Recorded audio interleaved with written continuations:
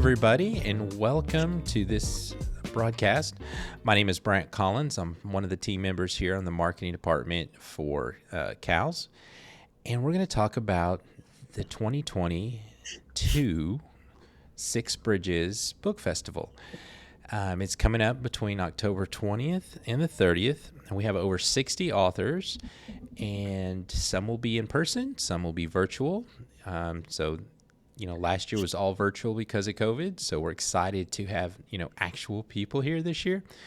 So we look forward to you joining us, and to help promote a little bit, I've got an interview with one of our authors. Today, our author is Kimberla Lawson Roby, and she has an amazing background, and we're just going to read from her bio that I have here. She is a New York best-selling author, a speaker. She has published 29 books, which have sold more than 3 million copies. She is the 2013 NAACP Image Award winner for Outstanding Literary Work in Fiction. And in 2020, she was named by USA Today as one of the 100 Black novelists you should read. A little bit more about the book. Sister Friends Forever is an emotional novel that follows four lifelong friends: Serena, who is single, Michelle, engaged, Kenya, married, and Lynette, divorced, as each face a crisis in family, love, and forgiveness, finding that they need their friendship more than ever. So I'm excited to have Kimberla with us. Thank you for joining us today. Thank you, Brent, for having me. I appreciate it. No problem. Why don't you give our viewers a little bit more information about you, where you live, where you're from, and kind of how you got into writing?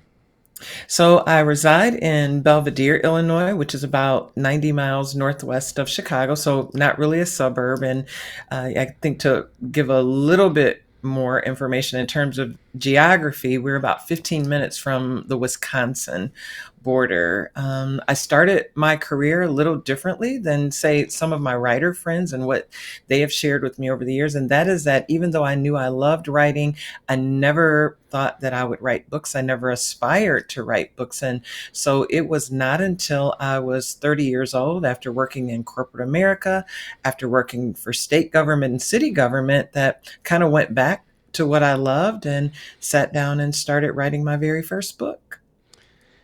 That is amazing. So I know a lot of people say they want to be a writer. And so what made you finally decide, and how hard was that process? I think it was, first of all, moving from one job to the next after another and saying, okay, gosh, hopefully I can really climb the corporate ladder here. And then after about 9 months and even a year, I'd say, well, you know what? I think it's time to move on to something else, and never really feeling satisfied. And so that made me think back to childhood. What did I love? What did my teachers say that I had a gift with? And what did other people say as I got older in my teen years, and then even in my college years? And so that's really how it came about. And then in the early 90s, that's when I really started to kind of get back to having a love for fiction, kind of got away from that for several years, and really saw women's fiction and how I was seeing so much more contemporary fiction, conversational fiction. And that's really, I thought, wow, I want to start writing some of the stories that I like to read. That is awesome. I know as a creative myself, and there's a lot of, books and self-help and audiobooks I listen to about how to be creative and how to be motivated. So it sounds like you just decided to pick yourself and start writing. How was the getting published process? Was that hard? Wow, that was very hard. And I have to say, I was a little naive in the process because I didn't realize it was going to be so difficult. And so in 1995, I sat down and started writing the book in April of that year, wrote for 7 months, all the way to the end of that year, every single evening after work. At that time, I was working as a financial analyst for community development for the city, for city government. So wasn't doing anything that had anything to do with writing. So every evening, every weekend, every holiday. At the end of that period, what I had learned from traditional publishing houses and doing my research was that they don't like to receive what they call unsolicited manuscripts. They really want you to have a literary agent. So I set out on this path of finding one. Compiled a list of about 14 of them, sent out query letters. In some cases, I included sample chapters of my book, and I sat back and waited. And the reason I tell everyone all the time that I was naive is because I thought, wow, maybe I shouldn't have sent it to so many of them, because how will I be able to choose one and turn down the other 13? And, but as you can likely imagine, as a new writer, what happens to so many writers year after year is that I was rejected by all 14 of them. It was one rejection letter after another. And so I was really disappointed and discouraged in a way that I hadn't been counting on. So, how did you handle that discouragement and how did you stay motivated to keep pushing forward? So I took a step back and then I thought, okay, well, editors at publishing houses, they really don't want to receive unsolicited manuscripts, but I can't find an agent. So I thought, well, I don't really have anything to lose in terms of submitting directly to them. So I chose editors who I saw had acquired works for women's fiction, contemporary mainstream fiction, those types of stories, and sent out my list of submissions again. Once again, I received lots and lots of rejection letters. I did receive one that was promising, though, and she said, I enjoyed what I read. I can see that you do have talent in terms of writing and rendering interesting characters and storylines, but it's very hard to get the publishing house behind someone who has no credit, because I had not written short stories. I hadn't written articles for newspapers or magazines. I was starting out, just with writing a book right out of the gate. But still, the answer was no. And so I thought, this is it. I've done everything I can do, decided to give up. I mean, completely give up. Started applying to MBA programs. I thought I might as well go back and continue my education, get my master's, was accepted to both programs, chose one, and I even enrolled in the very first course. And that's when my mom realized, okay, she's very serious about giving up on getting her book published. And she said, I don't know anything about publishing. But what I do know is that we've passed around so many copies of your manuscript to readers here locally who said they couldn't put it down. They really enjoyed it. And she said, I think that means something and you shouldn't give up. And so I heard her, but I thought, my mom has always, supported everything and encouraged me. So I wasn't sure she would really tell me the truth if it was really awful, if what I had written. And so then my husband said, why can't you take your background in business, start your own company and publish the book yourself? And so, fast forwarding a few months later, I started my company. I self-published the book. And, to my surprise, I found an agent based on the success of the copies that I had sold initially, who ended up selling my second book to a major New York publishing house. That is an amazing story. I'm just a firm Mhm. believer of choosing yourself. I Yes, think I'm I'm getting older and starting to revisit my past and try to find new passions. And sometimes you have to tell yourself you're good enough and you've got the experience. You just have to take a chance. But it sounds like you had a great support system between your mom and your husband. That's super important. it Um, is. about your process, I read a lot of authors. They say they just get up and write every day. Some people, use note cards. What is your writing process? So my writing process, and pretty much for the most part, it has remained the same for all 29 books, including my one nonfiction book that I've written. And that is, I start out with the topics and what issues I really want to focus on, because as much as I have written so many fictional stories, they're always based on real life, everyday issues that anyone might experience or maybe have already experienced in one way or another. And so I start with that, and then I write a 2 to 3 page synopsis.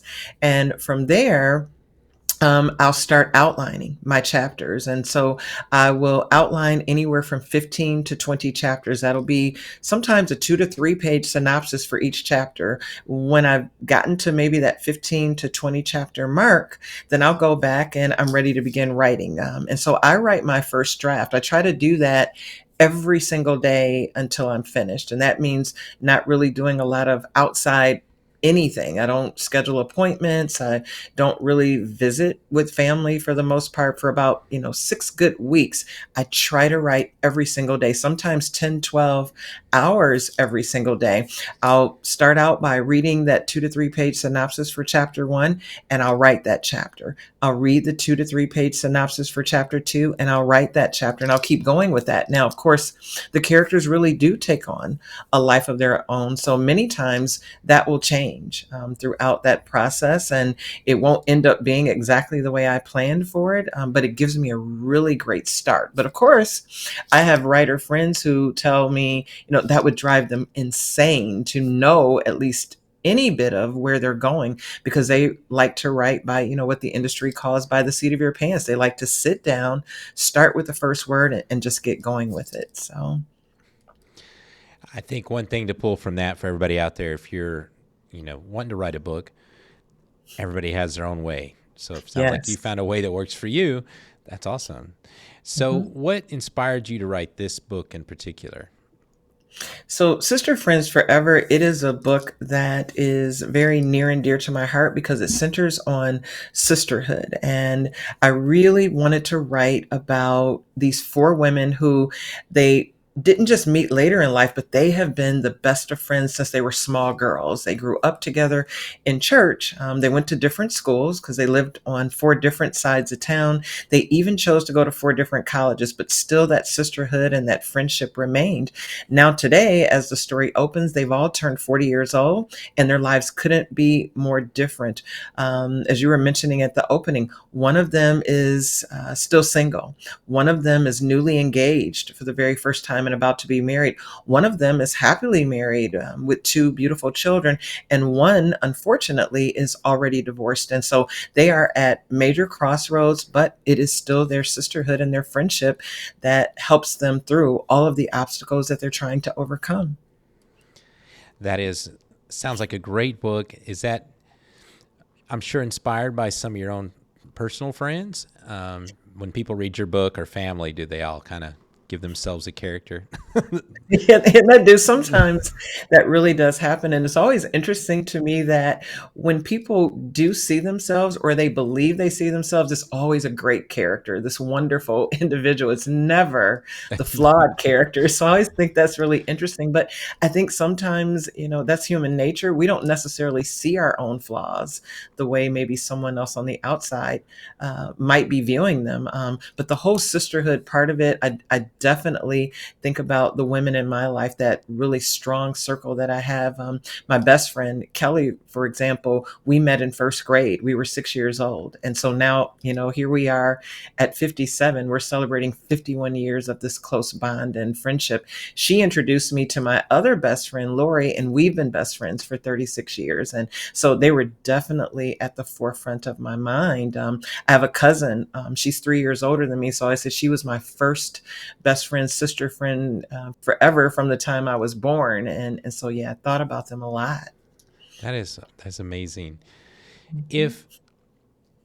If there's another young woman out there, or actually woman of any age, especially a woman of color, what is your advice if they want to become a writer and have some success? I would say, first of all, make sure that writing really is your passion, that you really have the strong desire to write. Because when you are, for example, writing a book, it's going to take a lot of your time, a lot of your dedication, a lot of commitment. And you're going to have that sort of stick to itiveness that you're going to need to write one page after another, one chapter after another. And that's whether you're writing fiction or nonfiction. And I would say to definitely write at least something every single day. Know that staying with it every single day is what's going to keep you in the groove of writing. And it'll become easier and easier. And of course, the more you write and the more you read, the better you will become at it. Awesome. I totally appreciate you hanging out with me today and inspiring some of these people to come see you and visit with you at the book festival. Is there any other things you'd like to talk about that you have coming up, or maybe a new book or social media where they can follow you and find more information? Yeah, so I am definitely thinking about what my next book will be. Whether it will be another novel, whether it will be my second nonfiction title. So I'm going to be deciding that soon here. Also, anyone who wants to follow me, find out more about all 29 books, about any upcoming events I have, including this one with Six Bridges, they can visit kimroby.com. They can follow me at Kimberla Lawson Roby on Facebook, Twitter, and Instagram, as well as LinkedIn. That is awesome. So everybody, will put some show notes in the video to have links to all of these so you can follow her and get more information and stay inspired. Thank you so much for joining me today. Thank you so much for having me. I appreciate it.